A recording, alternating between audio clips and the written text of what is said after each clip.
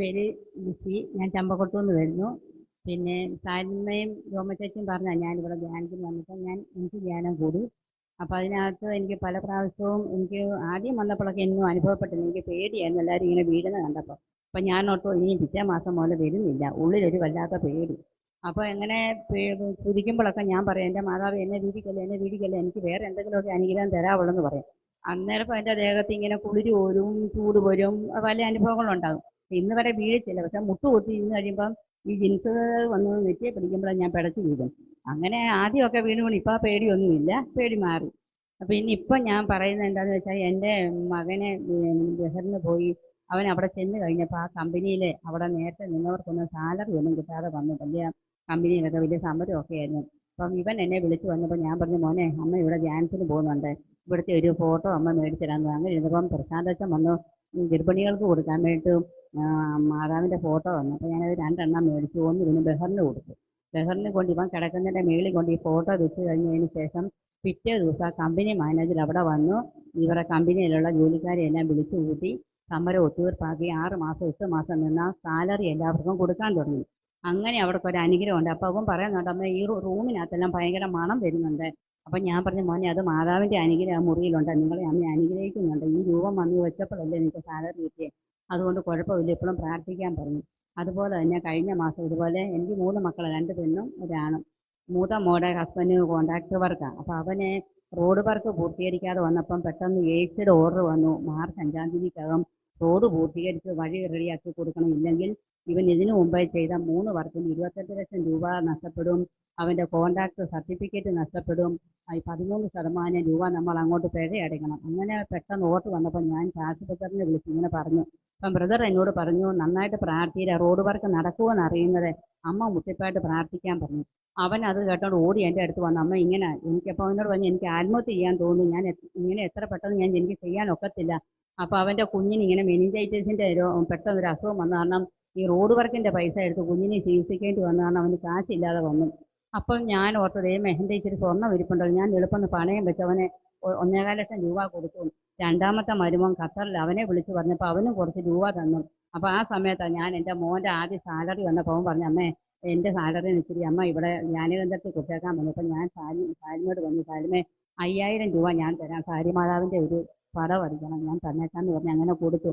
ഞാൻ 5000 രൂപ കൊടുത്തപ്പോൾ 5 ലക്ഷം രൂപ എനിക്ക് അമ്മ തന്നു, പല വഴി കൂടെ തന്ന് എന്നെ സഹായിച്ചു. 5-ാം തീയതിക്കകം പൂർത്തീകരിച്ചു കൊടുക്കണമെന്ന് പറഞ്ഞ റോഡ് വർക്ക് ഞാൻ പറഞ്ഞ അമ്മയെ 5-ാം തീയതിക്കകം തീരത്തില്ല, ഇന്ന് 3-ാം തീയതിയാണ്, 2 ദിവസം കൂടെ ഉള്ളൂ, അമ്മ ഇടപെട്ടെ ഇത് നീട്ടി കൊടുക്കണമെന്ന് പറഞ്ഞു. ഞാൻ അമ്മയെ ഞാൻ റോഡിലോട്ട് ഇറക്കി വിട്ടു. ഞാനും പോയി ഈ കൊന്തയും പിടിച്ചോണ്ട് പോയി ആ റോഡ് ഞാൻ അമ്മയ്ക്ക് കാണിച്ചു കൊടുത്തു. ആ റോഡ് വർക്ക് തീർന്നു. അമ്മയുടെ സമയത്ത് ആ റോഡ് വർക്ക് മാർച്ച് 31-ാം തീയതി 7 മണിയായപ്പോൾ തീർന്നു. ടാക്സി വന്ന് റോഡ് അളന്നു. അവൻ്റെ 28 ലക്ഷം രൂപ അനുവദിക്കാതെ കടന്നു, അനുവദിച്ചു. ഇതിൻ്റേതും എല്ലാം ഈ ഏപ്രിൽ അവസാനത്തേക്ക് പൈസ കിട്ടുമെന്നുള്ള ഓർഡർ വന്നിട്ടുണ്ട്. യേശുവേ സ്തോത്രം. ദൈവം നൽകിയ അനുഗ്രഹത്തിൽ കരങ്ങൾ അടിച്ചത് മഹത്വപ്പെടുത്തിക്കേ.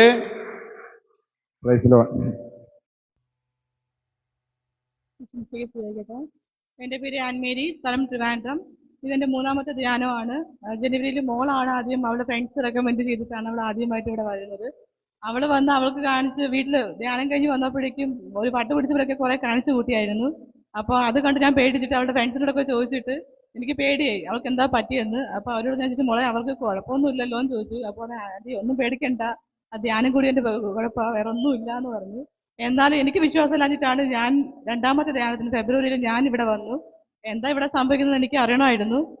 വന്ന് കണ്ടു, ബോധ്യപ്പെട്ടു, അനുഭവിച്ചിട്ടാണ് ഞാൻ പോയത്. മാതാവിനെയും കണ്ടു, മാതാവിൻ്റെ മടിയിൽ കിടന്നു, സ്വർഗത്തെയും മാതാവിനെയും പശുരാജയും എല്ലാം കണ്ട് നിറഞ്ഞു കവിഞ്ഞൊഴുകിയാണ് ഞാൻ ഇവിടെ നിന്ന് പോയത്.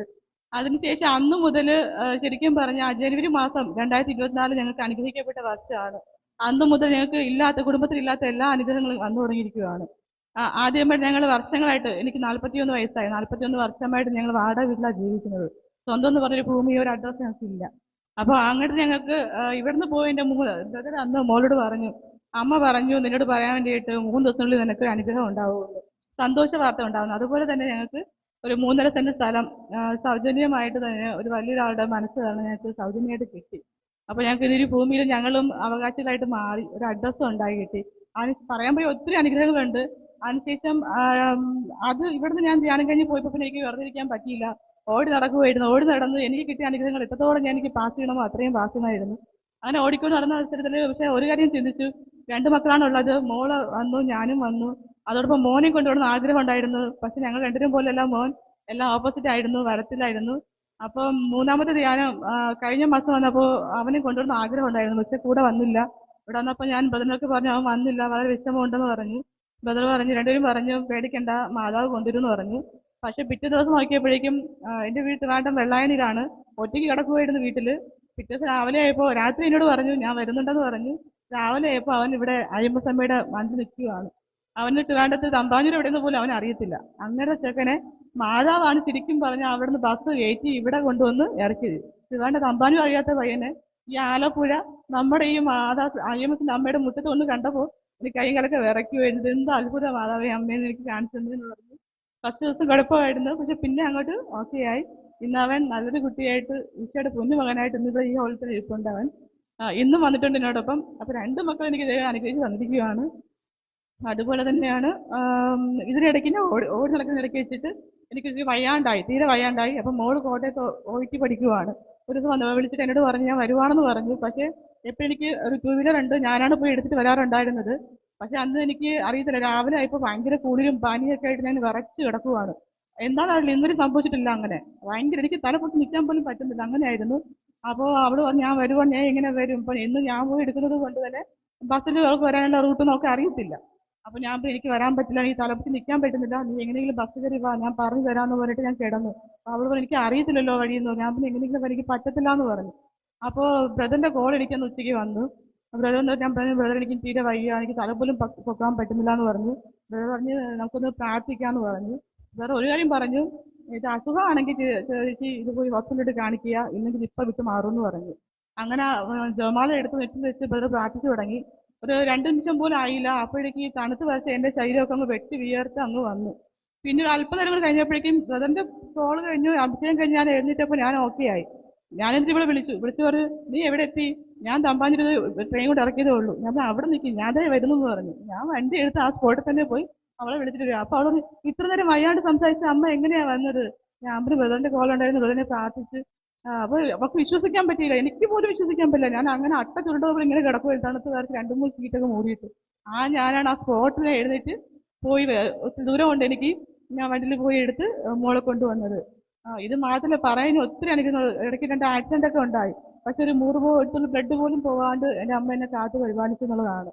അതെല്ലാത്തിനും ഉപരിയായിട്ട് ഇപ്പോൾ ഈ 3-മത്തെ ധ്യാനം 2-ാം ധ്യാനം കഴിഞ്ഞ് വീട്ടിൽ പോയി 2-ാം ദിവസം ആയപ്പോഴേക്കും എൻ്റെ ഒരു കൂട്ടുകാരിനെ വിളിച്ചിട്ട് പറയുവാണ്, ചേച്ചി ഒരു ജോലിക്ക് ഒരു ഓഫർ ഉണ്ട്, വേണമോ എന്ന് ചോദിച്ചു. ഞാൻ പറഞ്ഞു എന്ത് ജോലിയാന്ന് ചോദിച്ചപ്പോൾ ഞാൻ കേട്ട് ഞെട്ടിപ്പോയി. റെയിൽവേയിലായിരുന്നു, കാരണം എനിക്ക് അത്രയും ക്വാളിഫിക്കേഷൻ ഒന്നും ഇല്ല. എന്നോട് പറഞ്ഞു ഇട്ട് നോക്കി, കിട്ടുന്നെങ്കിൽ കിട്ടട്ടെ എന്ന് പറഞ്ഞു. പക്ഷെ ആ സമയത്ത് ചാൾസ് ബ്രദർ മോളോട്ട് ഫോണിൽ കൂടി സംസാരിച്ചുകൊണ്ടിരിക്കുമായിരുന്നു. ഞാൻ കോൾ കട്ട് ചെയ്ത ഉടനെ ബ്രദറെ ഇങ്ങനെ ഓഫർ വന്നിട്ടുണ്ടെന്ന് പറഞ്ഞു. ബ്രദർ പറഞ്ഞ് അപ്ലൈ ചെയ്തോളൂ എന്ന് പറഞ്ഞു. ഞാൻ ചെയ്യട്ടെ പറഞ്ഞു, ധൈര്യത്തോട് ചെയ്തോളൂ, മാതാവ് തരുന്നേക്ക് 2 കൈ നീട്ടി സ്വീകരിച്ചോളൂ എന്ന് പറഞ്ഞു. അങ്ങനെ ഞാൻ അപ്ലൈ ചെയ്തു. ഇപ്പോൾ ഞാൻ ജോലിക്ക് പോയിട്ട് ഏകദേശം ഒരു 2 ആഴ്ചയോളായി. എനിക്ക് ആ ജോലി കിട്ടി മുന്നോട്ട് പോയിക്കൊണ്ടിരിക്കുകയാണ്. അപ്പൊ ഈ 2 അനുഭവങ്ങൾ, അതായത് വീടില്ലാത്ത അവസ്ഥ, അതുപോലെ ഒരു ജോലി, ഇത് രണ്ടും കണക്ട് എനിക്ക് വലിയൊരു കണക്ഷനാണ്. കാരണം എൻ്റെ മോളെ പഠിപ്പിക്കാൻ സമയത്ത് നേഴ്സാണ്, പഠിപ്പിക്കാൻ സമയത്ത് ലോൺ വേണ്ടിയിട്ട് ഒരു അപ്ലൈ ചെയ്യാണ്ട് പോയപ്പോൾ ഒരു കരച്ചീട്ടിന് വേണ്ടി ഞാൻ ഓടി നടന്നിട്ടുണ്ടായിരുന്നു. പലരുടെയും കാല് പിടിച്ചിട്ടുണ്ടായിരുന്നു. അന്ന് അത് കിട്ടിയിരുന്നെങ്കിൽ എനിക്ക് ലോൺ എടുക്കാൻ പറ്റുമായിരുന്നു. അതിന് ഒരുപാട് വേദനിച്ചു, ഒരു സ്വന്തമായിട്ട് കരച്ചിട്ടോ കിട്ടാത്തതിൻ്റെ പേരിൽ അത് നഷ്ടമായി. പിന്നെ ആ സമയത്ത് അവർ ബാങ്കുകാർ പറഞ്ഞു ഏതെങ്കിലും ഗവൺമെൻറ്റുകാരുടെ സാലറി സർട്ടിഫിക്കറ്റ് കിട്ടിയാലും മതി എന്ന് പറഞ്ഞു. അപ്പോൾ എൻ്റെ ഒരു അനിയനടുത്ത് ഞാൻ പറഞ്ഞു, അവനും വരാമെന്നൊക്കെ പറഞ്ഞ സ്പോട്ടിൽ അവനും വന്നില്ല, അതും നഷ്ടമായി. പക്ഷെ അന്ന് ഞാൻ ഒത്തിരി വേദനിച്ചതാണ്. അപ്പോൾ 2 കാര്യത്തിനും, ഒരു സാലറി സർട്ടിഫിക്കറ്റ്, ഒരു കരച്ചിട്ട് സ്വന്തമായിട്ട്, ഇത് 2 എനിക്കില്ലാത്തതുകൊണ്ട് ഞാൻ കണ്ടിട്ട് ആശ്രയിക്കേണ്ടി വന്നത്. അന്ന് അവിടെ വേദനിച്ച ആ വേദന ഇന്ന് എനിക്ക് ദൈവം സ്വന്തം കൈകളിൽ ഒന്നിനെ ഓടാതെ തന്നെ കൊണ്ട് കൈകളിൽ വന്നിരിക്കുക. കരച്ചിട്ടിന് വേണ്ടിയിട്ട് സ്വന്തമായിട്ടൊരു പ്രമാണവും ഒക്കെ റെഡിയായി. അതുപോലെ സാലറി സർട്ടിഫിക്കറ്റ് അത് ഇനി എന്തായാലും എനിക്ക് കിട്ടുമല്ലോ ഉറപ്പായിട്ട്. അപ്പോൾ ഒരു ഗവൺമെന്റ് ജോലിയുടെ തന്നെ സാലറി സർട്ടിഫിക്കറ്റ് സ്വന്തമായി എനിക്കിന്ന് കിട്ടിയിരിക്കുകയാണ്. എത്ര നന്ദി പറഞ്ഞാലും മതിയാവില്ല അമ്മയോട്. ദൈവം നൽകിയ അനുഗ്രഹത്തിന് കരങ്ങളടിച്ച് മഹത്വപ്പെടുത്തിക്ക്. വലിയ അനുഗ്രഹങ്ങളെ കൊടുത്തിരുന്നത് പോരാ, ശക്തിയോടെ. Praise the Lord.